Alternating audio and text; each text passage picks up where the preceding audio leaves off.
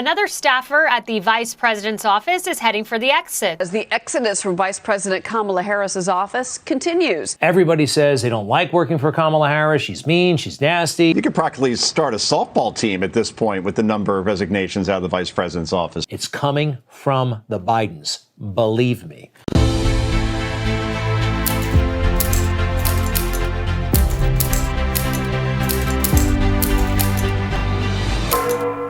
Vincent Evans, Deputy Director of Public Engagement and Intergovernmental Affairs, leaving for Capitol Hill, where he is joining the Congressional Black Caucus. He is now the fifth Harris staffer to leave, and the Washington Post is reporting that another is also looking to resign soon.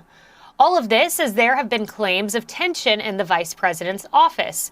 That includes a blistering report describing Harris as a bully who dishes out, quote, soul-destroying criticism. Kamala Harris has a long reputation for losing staff. I mean, as the VP, as the president, running for Democratic president, she had turnover and there was misgivings and mismanagement. So I think the office is a bit in disarray. Mark, really quick, I was looking at this tweet from Vincent Evans. He's leaving to be the executive director at the Congressional Black Caucus, so that's why he's leaving. I get it, it's a promotion.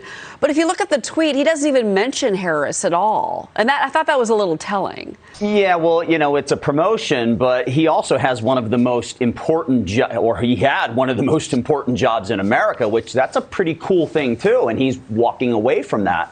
And look, I think everyone in America knows that Kamala Harris is not in the VP seat because of merit. I mean, Americans actually disapprove of her more than Joe Biden, which is a very tough thing to do. So I'm not surprised that the staff is quitting. I'm not surprised to hear there's bullying going on within her office. She's not a likable person by any means. And Cheryl, you mentioned it. She's got that cackling laugh whenever she gets asked a tough question. That has to be one of the most condescending things I've ever seen. The Washington Post, that's one thing they reported, is she doesn't read her briefs and then she blames staffers when things go poorly. But Ben, all the gaffes, all the negative news stories, they are adding up. I mean, Harris just mentioned 32% approval in USA Today. That's not good. Yeah, maybe it's over 28% where it was, but that's really a bad number. No, it's a bad number, especially for a vice president. You may have turnover at a White House. I'm talking about for the president of the United States of America. Yeah. Vice presidential staffs don't have turnover like this. If you've ever worked around a White House, even Cheney, who was a tough guy to work for, when I got the privilege to work with the Bush and the Cheney administration, they didn't have turnover like this because you're the vice president. But the biggest troubling part for me with the tweet is not how out of touch is the fact that this woman clearly doesn't know what she's doing and what her job is. Everybody says they don't like working for Kamala Harris. She's mean, she's nasty. This has been widely reported and documented. But why all of the leaks and why the departures? There's something else going on here. There is still resentment from Joe Biden himself and Jill Biden about how Kamala treated Joe during the campaign. Do you agree today that you were wrong to oppose busing in America then? No, do you agree? I did not oppose busing in America. What I opposed is busing ordered by the Department of Education.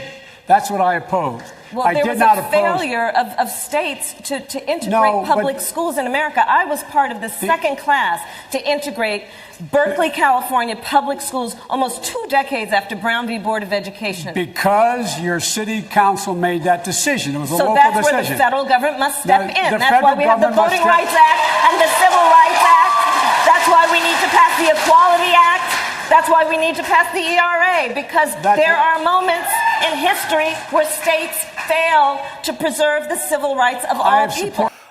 They remember this. It's one of the reasons why Jill can't stand her. Take a look at this picture. It says so much. Drop the banner, please. You'll see Jill's hands at her side. Kamala's trying to hug her, and Jill is having none of it. And Jill has said worse out loud behind the scenes. Take a look at this quote from one of those campaign books. What with what he cares about, what he fights for, what he's committed to, you get up there and call him a racist without basis?